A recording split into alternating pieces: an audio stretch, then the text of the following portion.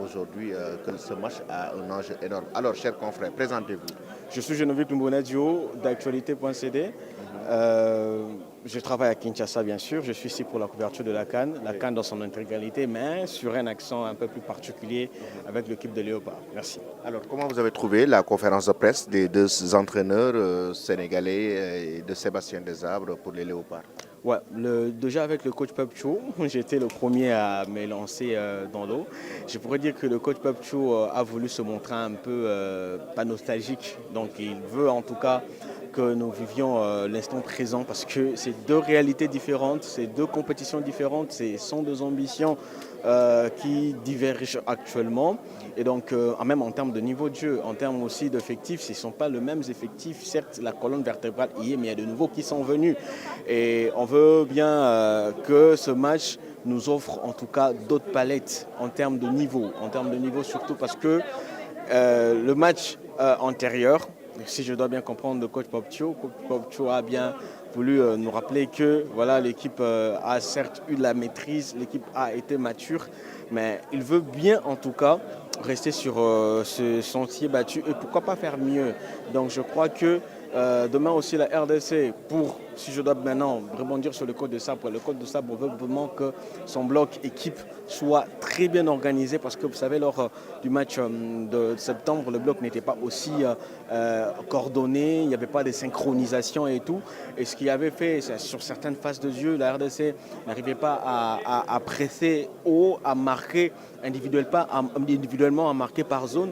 Et je crois que pour demain, la RDC a travaillé sur ça. La RDC vraiment va essayer de resserrer les lignes, essayer aussi de limiter assez d'espace parce qu'on sait très bien que l'équipe nationale sénégalaise adore en tout cas le demi-espace, adore en tout cas combiner avec des tripots de ballon, adore la latéralité, adore l'horizontalité aussi, pourquoi pas la verticalité je crois.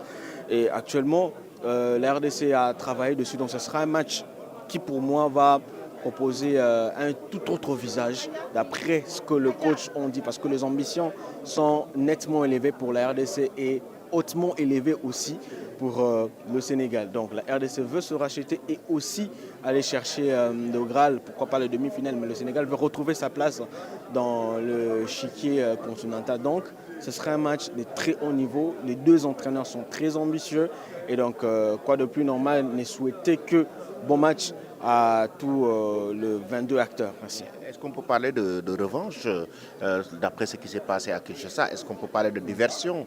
Il y a Samuel qui nous a parlé de l'état d'esprit du groupe, qu'il n'y a pas d'esprit revanchard, mais au profond de nous, on sait pertinemment que ce match quand même à cet esprit de revanche et que aujourd'hui les Congolais attendent vraiment une victoire face au Sénégal.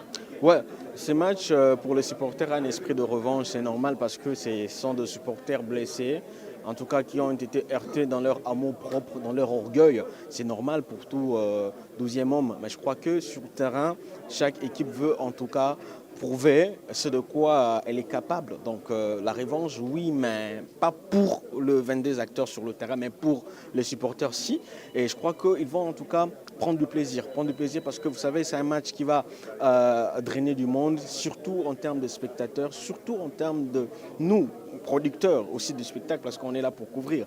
Et donc ça démontre en tout cas l'intérêt que nous nourrissions pour ce match. Donc moi je me dis qu'on doit prendre ce match tel qu'il se présente. Donc un match de haut niveau du football africain, un match qui, en tout cas dans les deux cas de figure, ne va pas laisser présager de regrets. Donc que ce soit le Sénégal qui gagne, que ce soit la RDC qui gagne, je crois que nous tous, on va sortir de ce match avec une idée précise de ce à quoi les équipes ressemblent actuellement depuis le mois de septembre et jusqu'à présent. Donc il y a du temps qui a pris, donc on doit vraiment comprendre qu'il y a des choses qui ont changé et donc profitons-en en tout cas de la meilleure des manières.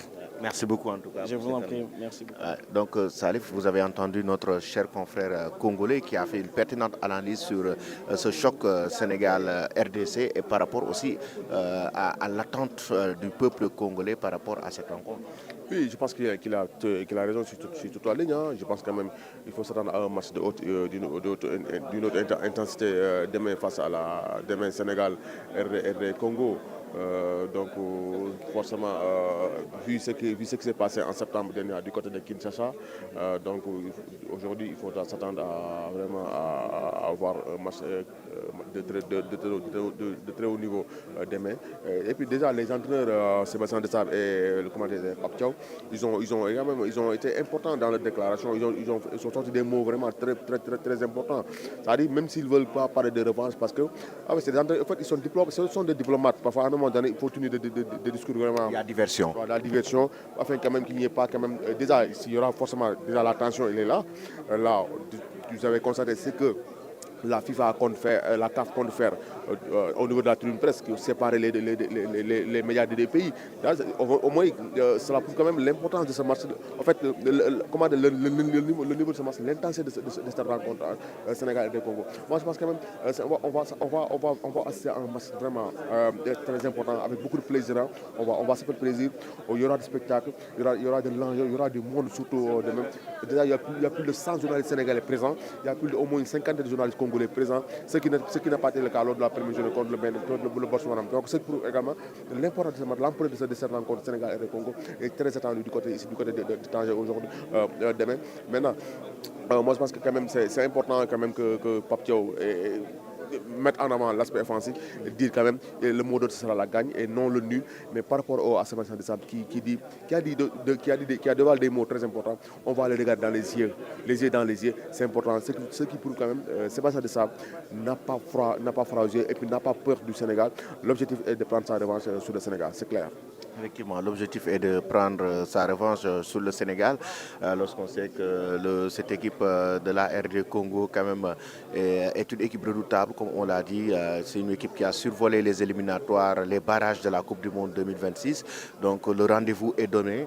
Donc déjà cet après-midi, il y aura la séance d'entraînement d'avant-match du Sénégal.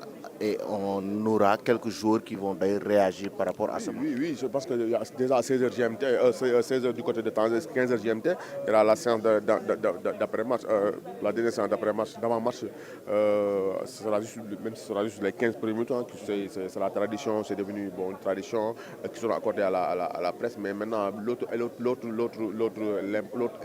importance, quand même, l'autre aspect qu'il faut se tenir en compte, c'est quand même le fait qu'on aura trois jours qui vont faire à la presse juste avant le début de la séance, hein, on appelle ça zone mixte, c'est juste au niveau du terrain.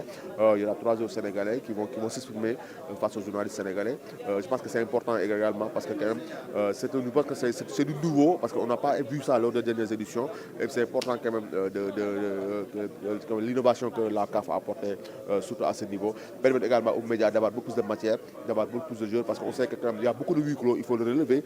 Donc les belles matchs en fait, sont importants. Ça permet aux médias d'avoir beaucoup plus de matière, d'avoir beaucoup plus de jours. Et puis je pense qu'on va assister à une séance cet après-midi importante, et là où nous rencontrerons également d'autres déclarations vont sortir au niveau des jours, même si ces déclarations pourraient être différentes de celles qu'on a vues ici aujourd'hui, mais on a hâte de dire cet après-midi à la mine.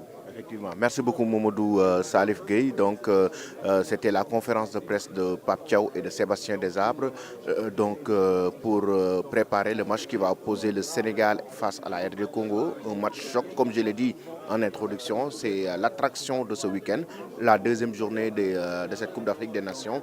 Ici à Tanger, actuellement, il y a de l'affluence. Il y a certainement les supporters congolais qui feront le déplacement pour quitter Kinshasa et venir à Tanger. Il y en a certains qui sont déjà à Casablanca qui vont rejoindre Rallye Tanger par rapport à cette rencontre. Donc rendez-vous cet après-midi. Restez connectés sur Eric Favre TV pour ne rien rater de l'actualité de la Coupe d'Afrique des Nations. Abonnez-vous, activez la cloche de notification. Merci beaucoup à la réalisation. C'était Momo Diop qui était notre cher cadreur, Mohamed Dieng au niveau de la réalisation. Merci beaucoup et très belle journée à vous. Merci.